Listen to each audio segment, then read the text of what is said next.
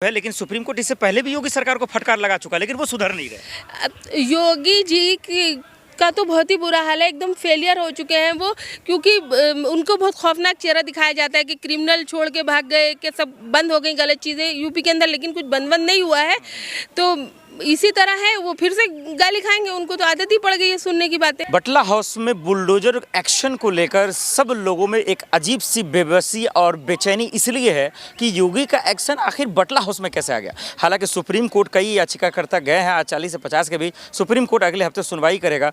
नाजमा फातिमा जी मेरे साथ मौजूद हैं, आप तो यूपी से कभी दौरा कर रही हैं अलीगढ़ के मामले में, लेकिन ये जो बुलडोजर एक्शन दिल्ली में आया बटला हाउस में, कैसे देख रही हैं? देखिए, ये बदले की राजनीति जो होती है, ये कोई नई चीज़ नहीं है, हमेशा से है, लेकिन बदले की राजनीति करने में भारतीय जनता पार्टी सबसे आगे है। अभी अभी दिल्ली का इलेक्शन निपटा है, क्योंकि वहाँ उनकी सीट नहीं निकल पाई, उन्होंने बहुत कोशिश करी, लेकिन ओखला सीट निकलना मुश्किल है। अब नहीं निकली है तो किसी तरह से उनको एहसास दिलाया जाएगा कि तुमने गलती करी है, तुम परेशान हो, तुम्हारा विधायक असहाय है, वो काम नहीं करेगा, वो तुम्हारी मदद नहीं कर पाएगा।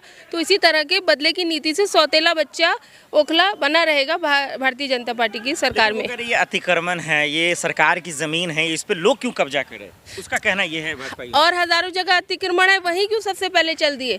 और अगर अतिक्रमण है तो जब वो मकान बनते हैं, उनके अंदर इलेक्ट्रिसिटी लगती है, पानी लगता है, तो उस वक्त सरकार कहाँ सोई रहती है? आधार कार्ड बन जाते हैं, पासपोर्ट बन जाते हैं, क्यों बन जाते हैं? आखिर आप ये सरकारी सुविधाएं क्यों देते हैं? अगर इलीगल है तो वो तो लोग तो यही सोचेंगे कि लीगल है, जब हमारी सारी चीज़ें हो रही हैं। इतने आम आदमी इतना जानकार थोड़ी है, बारीकी थोड़ी है। जब आधार बन रहा है, जब आपका मीटर लग गया, जब आपका पानी लग गया, तो वो यही सोचेगा कि ये सब सही है मामला। बाद में आप देखते हो तो शुरुआत में ही जब वो एक पहली ईंट रखी जाए, उसी वक्त उसको बोलो नहीं ये इलीगल है, मत बनाओ। बन गया, लोग रह रहे हैं, दादा परदादा से रह रहे हैं, फिर आप आ गए तोड़ने के लिए। सुप्रीम कोर्ट में मामला गया, क्या लगता है राहत मिलेगा बटला हाउस के लोगों को?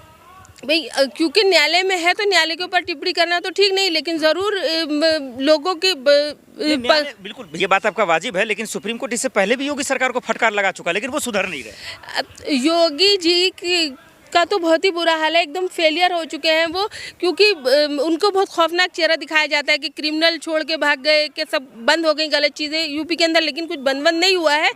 तो इसी तरह है, वो फिर से गाली खाएंगे, उनको तो आदत ही पड़ गई है सुनने की बातें। सरकार कोर्ट की भी बात भी वो नहीं सुन रहे हैं। अभी आपने देखे लिंचिंग की भी खबरें आ रही है अलीगढ़ से, जैसा बता रही थी। हाँ, अलीगढ़ में 4 लोगों के साथ लिंचिंग करी गई है, उनसे मैं मिलकर भी आई हूँ। अलीगढ़ में 4 लोग हैं और वो भी काफ़ी मजबूत लोग हैं। जैसे एक ऐसा होता है दुबला पतला आदमी के एक थप्पड़ मार दो गिर जाए, वो सब ताकतवर हैं, यानी कि उनको 10, 15, 20 लोगों ने कब्जे में लिया होगा, मारा होगा, तब जाके उन्हें चोटी। उनके कानों में आवाज़ नहीं आ रही है, कान खराब हो गए, सर में टाके लगे हुए, पूरे बदन में उनकी तकलीफ है।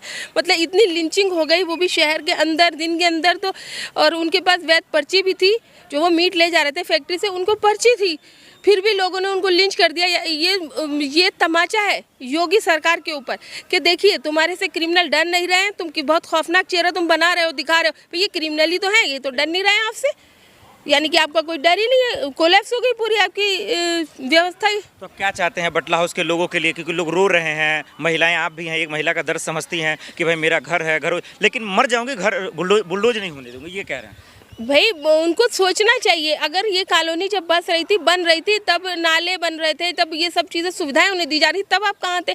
और इससे पहले भी कॉलोनीज़ को ऑथोराइज करा गया है, उनकी सुविधाएं जो भी उनकी ज़रूरी चीज़ें करने के बाद में वैसे ही करना चाहिए। ऐसे किसी का ज़िंदगी भर की कमाई लगा के एक आदमी घर बनाता है, किसी की ऐसे घर को नहीं उजाड़ना चाहिए। सरकार सोचेगी और सबसे बड़ी बात सुप्रीम कोर्ट सोचेगा। बिल्कुल। आप चाहते हैं कि बुलडोजर रोक हो जाए, इस पर रोक लगे?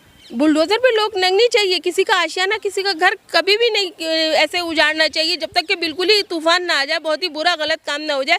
ये तो गलत ही बात है। कोई किसी को अधिकार नहीं किसी का घोंसला उजाड़ दे। एक चिड़िया का भी घर तोड़ने का अधिकार नहीं है, फिर इंसान तो इंसान है। बिल्कुल। एक और सवाल दर्शकों, इस सवाल का जवाब आप महिला हैं और इससे बेहतर कोई दे नहीं सकता।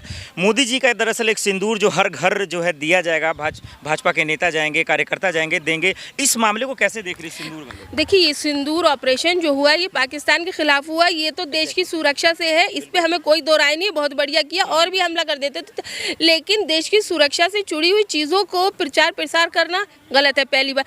दूसरी बात, सिंदूर की एक अलग भूमिका है, अलग अहमियत है। वो बहुत ही पाक साफ अच्छी चीज़ है औरतों के लिए, और उनका पति ही उनको देता है। ऐसे हर कोई सिंदूर बांटेगा, ये तो समझ लीजिए एक धार्मिक जो उनका एक व्यवस्था है, परंपरा है, उसके खिलाफ काम कर रहे हैं, वो अपमान कर रहे हैं। वो तो मतलब भारतीय जनता पार्टी पार्टी तो ऐसी पार्टी है कि धर्म पे बेस पार्टी है और वो सनातन धर्म की बात करते हैं और सनातन धर्म का मजाक उड़ाने चल दिए हैं। क्या महिलाओं का अपमान कर रही है बीजेपी? महिलाओं का तो अपमान कर ही रहे हैं भाई। उनका पति उनको सिंदूर देता है, जो शादीशुदा हैं, जो नहीं है उनके लिए जो मिलेगा वो देगा सिंदूर। तो कोई ऐरा गैरा थोड़ी सिंदूर दे देगा उठा के किसी को। पहले यही तो कहते हैं कि जरा सी मांग भर दी तो शादी हो गई, तो तुम सिंदूर मांग भर के क्या कहना चाहते हो? सही बात। तो आखिर इसका इलाज क्या है? एक तरफ ये प्रचार कर रहे हैं, विपक्ष इसका विरोध कर रहा है, आखिर रास्ता क्या है? बीजेपी तो पूरी तरह से इसका फायदा उठा रही है। बीजेपी तो वो उन्होंने खुद ही कहा है, आपदा में अवसर करने वाले लोग हैं। जरा सा भी कुछ होता है उसको प्रचार की तरह इस्तेमाल कर देते हैं, वो उसको प्रचार करने चल चुके।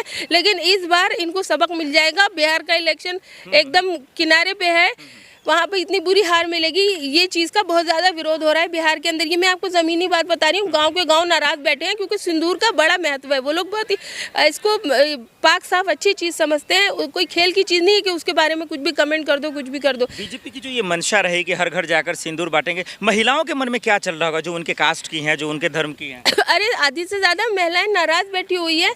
बिहार का मैं बता रही हूँ, अभी अभी मैं कहीं से उठ के आ रही हूँ, वो आदमी मुझे बता रहा था कि हमारे तो पूरे पूरे गाँव नाराज़ बैठे हैं। वो कह रहे ये सिंदूर की बात कैसे कर दी इन्होंने। आ गया सिंदूर देने तो यहीं पे औरतें बेलन से मारेंगी और आदमी चप्पल से मारेंगे। और वहीं उनके बीजेपी के नेता मंत्री सेनाओं का अपमान कर रहे हैं, अब विवादित बयान दे रहे हैं, उन पर कोई कार्रवाई नहीं हो रही? भैया उनका तो कार्यक्रम चले ही जा रहा है। अभी देखिए उनका जो वो बेडरूम वाली एक आई है सीडी, वो तो पोर्न इंडस्ट्री पे भी कब्जा करने जा रहे हैं। वो तो जो ना करते वो थोड़ा है, वो तो जापान को भी पीछे कर देंगे। अब उनकी जो वो बेडरूम वाली घिनौनी आई है, वो तो जापान को पोर्न इंडस्ट्री में भी नंबर 1 पे नहीं रहने देंगे। भारतीय जनता पार्टी अब नंबर 1 बनने जा रही है। तो वही तो कह रही हूँ, अब ये वो पोर्न इंडस्ट्री जो वहाँ जापान में चलती है उसको भी खत्म कर देंगे। ये भारतीय जनता पार्टी उस पर भी अपना अधिकार कर लेगी। बतौर एक महिला भी शर्मनाक है। समाज को क्या मुंह दिखाना, क्यों इस तरीके के वीडियो वायरल होते हैं और आखिर उनके दिमाग में क्या चल रहा है? क्या समाज में जहर फैलाना, गंदगी फैलाना? उनके दिमाग में गंदगी है तभी वो गंदी चीजें रोड पे कर रहे हैं। एक जानवर ही कर सकता है ऐसा काम जो रोड पे करेगा। भाई ठीक है, सब चीजें नेचुरल होती हैं, लेकिन अपनी जगह पे करो। जाके तुम रोड पे खड़े हो जाओगे पूरे में, वो तो वायरल हो गया। सही बात है। शर्म है या नहीं कुछ भी? फिर गिरफ्तारियां भी हुई लेकिन फिर जमानत मिल जाता है।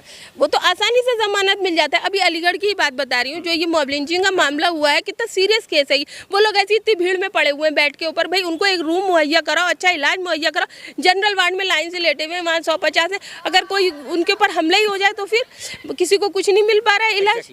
एक तरफ इनके नेता मंत्री विधायक कार्यकर्ता नफरत फैला रहे हैं, सेनाओं का अपमान कर रहे हैं, लेकिन दूसरी तरफ ये सिंदूर बांटने की बात कर रहे हैं। ये क्या लॉजिक है? क्रोनोलॉजी कौन सा है ये? कभी कभी क्या होता है तो इंसान की बुद्धि खराब हो जाती है जब अंत आता है। तो ये इन्होंने अपने लिए मुसीबत बुला ली है सिंदूर के। हम तो देखिए नहीं कमेंट कर रहे हैं, लेकिन फिर भी अब जो महिलाएं हैं, देश की महिलाएं, सनातन धर्म को मानने वाली महिलाएं, वही इनको बेलन मार के भगाएंगी और उनके पति चप्पल मार के भगाएंगे, तो ही इनकी समझ में आएगा गलत काम कर रहे हैं। हर चीज़ का प्रचार जरूरी नहीं है कि तुम उसके लिए अपने प्रचार के लिए लगा दो। आखिर में ये बता दीजिए क्या इस योजना से जो इनकी मुहिम है, इससे क्या मोदी को फायदा होगा, उनके सरकार को, उनकी पार्टी को? नहीं, मोदी को कुछ भी फायदा नहीं होने वाला है। इससे क्या हो रहा है, अपनी बखिया उधड़वा रहे हैं मोदी।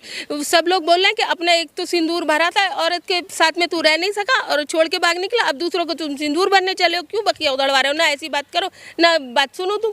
बहुत शुक्रिया। Thank you.